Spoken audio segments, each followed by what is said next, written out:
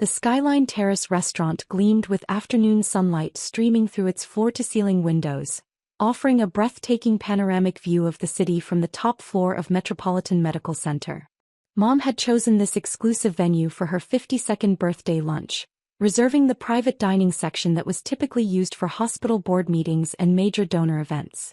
I sat quietly at the elegantly appointed table, positioned perfectly to observe both the intimate family gathering and the stunning vista of the medical complex sprawling 30 floors below us. The restaurant's sophisticated atmosphere, with its pristine white linens and fresh orchid centerpieces, created the perfect backdrop for the kind of celebration that successful people expected when marking important milestones. Mom commanded attention at the center of our reserved alcove, absolutely radiant in her champagne silk dress that probably cost more than most people's monthly mortgage payments. At 52, Elena Martinez still possessed the kind of polished beauty that required significant investment to maintain, and today, surrounded by her family and closest friends, she was glowing with the satisfaction that comes from a life carefully orchestrated for maximum social impact. 52 years, she said, raising her crystal flute of Dom Perignon, and I can honestly say that every single one has been dedicated to building something meaningful. This family, our reputation, and our standing in this community. My stepfather Robert beamed at her from across the table, distinguished in his custom-tailored navy suit that complemented his successful surgeon's bearing. At 56, Dr. Robert Martinez commanded respect as one of the region's most accomplished plastic surgeons, his practice serving celebrities and wealthy socialites from 3 states. My older half-brother Diego dominated the conversation from Mom's right side, his voice carrying the confidence that comes from being groomed as the heir to a medical dynasty. At 29, he had just completed his surgical residency and was being recruited by the most prestigious hospitals on the East Coast. His success was evident in everything from his Rolex Submariner to the way other young physicians sought his mentorship. The reconstructive surgery program at Johns Hopkins is incredible, Diego was saying, adjusting his platinum cufflinks with practiced casualness. They're offering me a fellowship that would put me on track to become one of the youngest department heads in the country. Sometimes I look at what we've accomplished as a family and realize that the Martinez name is becoming synonymous with surgical excellence. His wife Isabella nodded enthusiastically, elegant in her designer dress that showcased the lifestyle that a successful surgeon's salary and family connections could provide. It's such an honor to be part of a family with such a distinguished medical legacy. Diego is going to continue that tradition for generations to come.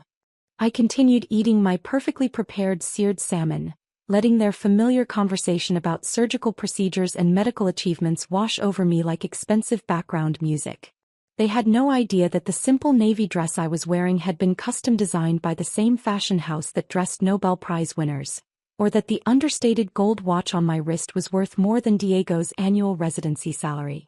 Speaking of family legacy and maintaining our reputation, Mom's voice took on the authoritative tone she used when making important social pronouncements. I think this birthday celebration is the perfect time to address some family matters that have been concerning Robert and me. The conversation around our table quieted as Mom's commanding voice drew attention from our group of 8 family members and close friends. Her words carried the weight of someone who had spent decades building social connections and who expected her children to honor that tradition of excellence and achievement. When Robert and I married 15 years ago, Mom continued, her tone taking on the practiced cadence of someone accustomed to addressing charity committees and hospital auxiliaries, we made a commitment not just to each other, but to building something that our children could be proud of, something that would establish the Martinez family name as a symbol of medical excellence and community leadership.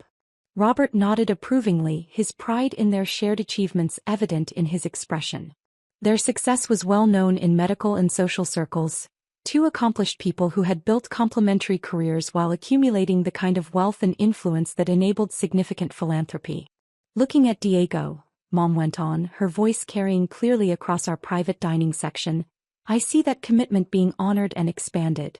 He's not just following in Robert's footsteps, he's innovating, pushing boundaries and preparing to take the Martinez medical legacy to heights we never imagined possible. Diego straightened in his chair, clearly basking in the public acknowledgement of his achievements. Isabella squeezed his hand, her expression radiating the satisfaction that comes from being married to the family's acknowledged golden child and future patriarch. Then Mom's gaze found me across the table, and I felt the familiar weight of her disappointment settling over the celebration like an expensive but suffocating cloud. "And then there's Sophia," she said, her tone shifting subtly but unmistakably, the warmth draining from her voice like champagne from a cracked glass. "My biological daughter, who at 27 continues to embarrass this family with her complete refusal to pursue any meaningful medical career or contribute to our distinguished reputation." The words hung in the sophisticated air like the scent of the restaurant's expensive floral arrangements, overwhelming, suffocating, and impossible to ignore. I could feel the attention of everyone at our table focusing on me with the intensity of surgical lights, probably wondering why this celebration of family success was taking such a pointed turn toward disappointment and judgment. "Sophia graduated from Harvard Medical School with highest honors," Mom continued, her voice carrying the frustration that comes from watching potential go unfulfilled. "But she refuses to pursue a surgical residency, refuses to join any established practice, and insists on working in what she calls community medicine, with people who will never contribute anything meaningful to society." Robert leaned forward, assuming his role as the family's medical authority and practical advisor. "We've offered her every opportunity: residency positions at the most prestigious hospitals in the country, partnerships in established practices, introductions to department heads who could fast-track her career. But she refuses to take advantage of connections that other medical school graduates would sacrifice everything to have. Instead," Diego chimed in, his voice carrying the condescending tone that successful older siblings perfect through years of being the favored child, "she insists on working in free clinics and community health centers, essentially throwing away a Harvard education to treat people who can't even afford proper medical care." Isabella nodded sympathetically, though I caught the flash of satisfaction in her expression. "It's so difficult when family members refuse to live up to their potential. Some people just don't have the ambition for real achievement." I could feel the attention of nearby tables in the restaurant, other diners probably wondering why our family celebration was becoming increasingly public and uncomfortable. Mom stood up slightly, apparently deciding that this was the perfect moment to make her disappointment a centerpiece of the afternoon's entertainment. "You don't belong with successful people," she declared, her voice carrying across the restaurant with the authority that made her one of the city's most influential society matrons. The words cut through the elegant atmosphere like a scalpel through skin, sharp and designed to cause maximum damage. I could see the shock and sympathy on the faces of Mom's friends, the way they looked at me with the kind of pity usually reserved for charity cases. "Look around this restaurant," Mom continued, gesturing toward the sophisticated dining room filled with hospital administrators, successful physicians, and wealthy donors. "Everyone here has dedicated their lives to building something meaningful, something that serves society and creates lasting value. You're wasting your education and your family connections on people who will never amount to anything." Robert nodded gravely, his expression mixing paternal authority with what he probably thought was tough love. "Community medicine is fine as a hobby or a charitable interest, but it's not a real career for someone with your advantages and education." That's when something caught Mom's eye. She had been gesturing toward the restaurant's windows while making her point about my lack of achievement, and her gaze happened to fall upon the large bronze plaque mounted on the wall directly behind my chair. The plaque was elegant and substantial, impossible to miss once you noticed it, with raised lettering that caught the afternoon sunlight streaming through the windows. "Martinez Pediatric Wing," she read aloud, her voice suddenly uncertain, "donated by Dr. Sophia Martinez." The silence that followed was so complete that I could hear the soft clinking of silverware from other tables, the distant hum of the hospital's air circulation system, the barely audible sound of elevators moving between floors far below us. Mom's face went pale as the implications began to sink in. Robert's champagne glass froze halfway to his lips.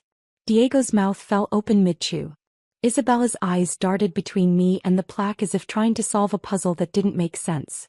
That's your name," Mom whispered, her voice barely audible even in the sudden quiet of our dining section. I set down my fork and looked up at the plaque that I saw every day when I came to work but had somehow forgotten would be visible from our table. "Yes, it is. But that would mean—" Robert started, then trailed off as the full significance of what he was seeing became clear. "It means I donated $52 million to build the pediatric wing of this hospital," I said calmly, my voice carrying clearly in the stunned silence. Along with funding for the Community Health Center Network, the free clinic system and the medical school scholarship program. The number hung in the air like a revelation. $52 million. More money than most of the people in this restaurant would see in their lifetimes, and I had given it away to create exactly the kind of community medicine programs that Mom had been dismissing as worthless. $52 million? Diego repeated, his voice cracking slightly on the words. That was just the initial donation 3 years ago, I clarified, pulling out my phone and showing them the foundation website that detailed our ongoing philanthropic work. The Martinez Foundation for Community Medicine has donated over $130 million to healthcare initiatives serving underserved populations.